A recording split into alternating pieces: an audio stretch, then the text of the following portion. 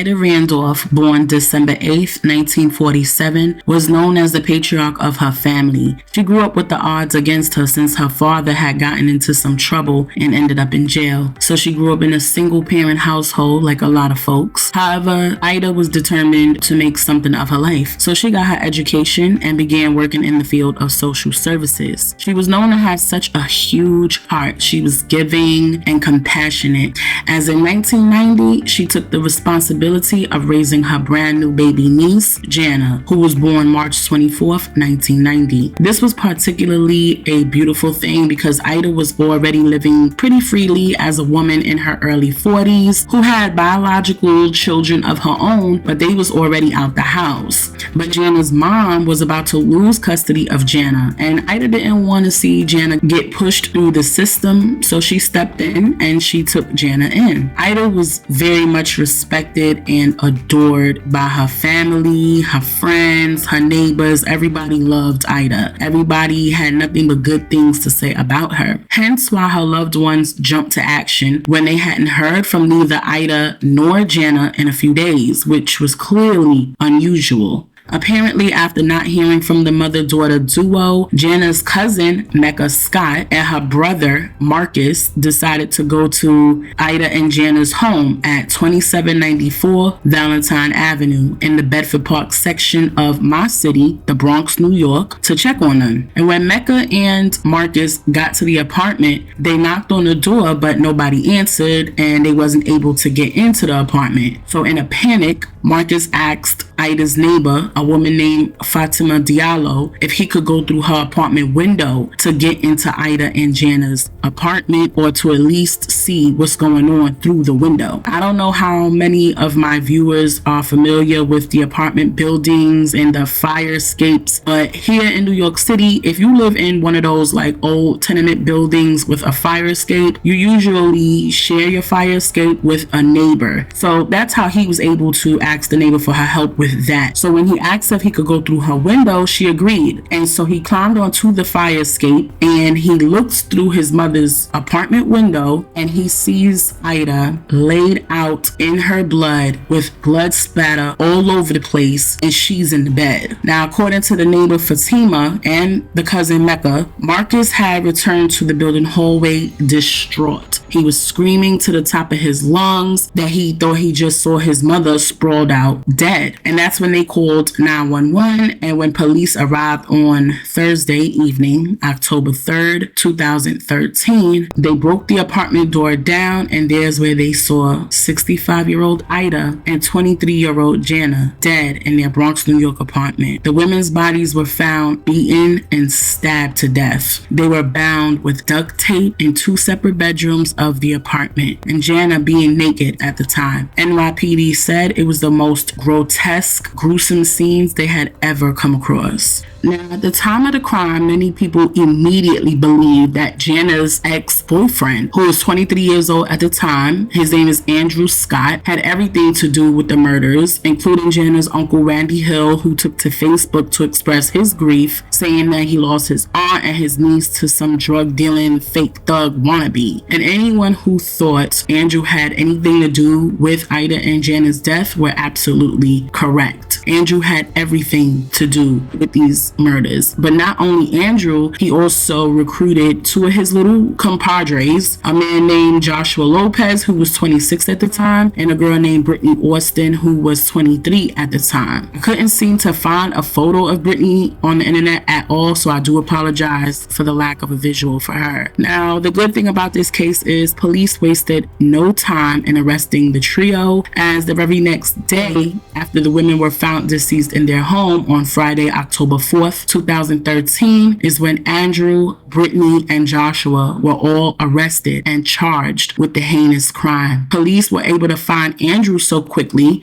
because his sister told them that he was with his new girlfriend and where they could be found at. And so they went and they picked him up, and I'm assuming at that point Andrew probably confessed and, included Joshua and Brittany in that. Both Ida and JANA were laid to rest, and their funerals were held on Friday, October 11th, 2013 at Eternity Funeral Services located on Gun Hill Road, Uptown in the Bronx. But what are the details of this story and what happened and why did this happen? Why did Andrew do this to these women? Well, apparently JANA was fed up with Andrew and his shady ways in their relationship. The two of them had been together for 7 years, making them just teenagers, probably juniors in high school when they started dating. Now, Andrew didn't necessarily come from a wholesome home with love and support the way JANA did. So Ida, once again with that huge heart of hers, provided Andrew with the love and guidance she felt he needed so badly in his life. And in 2012, Andrew moved in with JANA and Ida. Things between the couple had become rocky,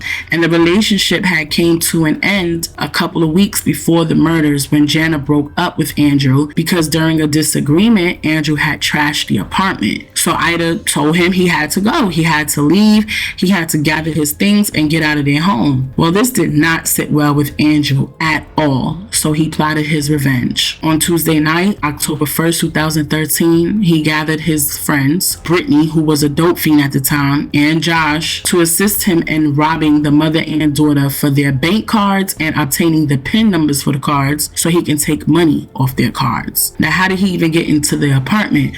Well, according to Mecca, she was with JANA when Andrew had called her to tell her that he left some stuff at the house and he wanted to know what time she would be home so he can go and retrieve his things. JANA told him when she'd be home and he was good for coming to pick up his stuff, not even having a clue about his sinister plans. I also want to assume that Andrew probably even had a spare key to the apartment because the apartment was locked when a wellness check for the ladies was initiated, hence the police having to break the door down, unless the door had a slam lock on it and that's why it was locked. But either way, the three dusty thugs gained access into the apartment and began savagely attacking Ida and JANA. The women tried their hardest to fight back, but they were no match for the beastly trio. Andrew bound Ida with duct tape while Brittany bound JANA. Now, while the ladies were tied up, Andrew forced them to tell him where their bank cards were, and he gave the cards to Joshua and told him to go with Brittany to get the money off the cards with the PIN numbers that were given to him. However, Joshua was seen on surveillance of nearby banks and ATMs unsuccessfully retrieving any money from JANA's account. So he called Andrew, who was still in the apartment with the ladies, to let him know of the failed attempts to withdraw the money, which infuriated Andrew.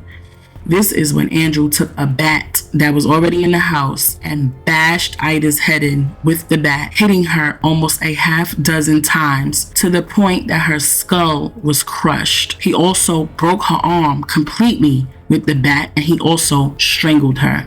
He then took one of the knives out of the kitchen and decided to torture JANA by stabbing her over a dozen times, with some cuts as deep as 3 inches. But the stab wounds aren't what killed her. Andrew finished her off by beating her in the head with the bat as well. The crime scene was so horrific that even after Andrew attempted to clean up the scene, there was still blood spatter all over the ceilings of the apartment. Andrew was so reckless and enraged that he even cut himself during the crime. When Joshua came back, he helped Andrew with some of the cleaning and the disposal of the bloody clothes and murder weapons. Joshua was only able to purchase a couple of Metro cards and made a withdrawal of $200 off of Ida's account.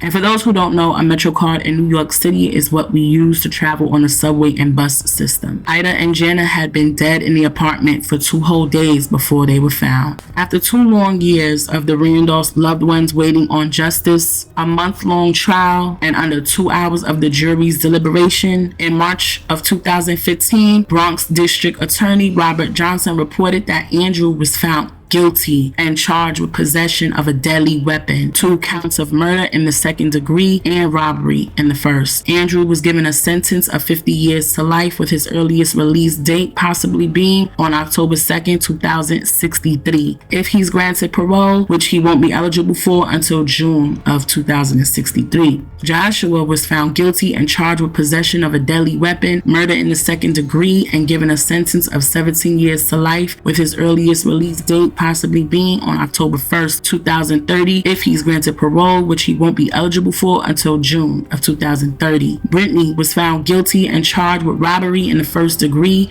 and was given a maximum sentence of 14 years, with her earliest conditional release date possibly being just in a couple years on October 3rd, 2025, with a parole interview in August of 2025. I'm not sure what the conditions are exactly, but I would assume it's probably based on good behavior. Jana was working a great job at one of the Montefiore health centers in the Bronx, while Ida had just retired from her work as a social services worker. She actually told Jana that she was going to move out and leave the apartment to her and Andrew so they could have their independence and a place to call their own. Ida was ready to just enjoy the rest of her golden years peacefully, but instead, her and Jana's years were cut short behind a bum who couldn't take rejection. Now, according to Jana's cousin Mecca, she said that the two women had endured abuse from Andrew plenty over the years and tried to distance themselves from him whilst hiding the turmoil from everyone else. However, they forgave him every time he came crawling back. But this time, Jana decided that the relationship no longer served her, and with the support of her mother, they took the trash out, the trash being Andrew. And I'm sure they would have never even imagined that after all the years of this degenerate being in their lives and living with them for a year,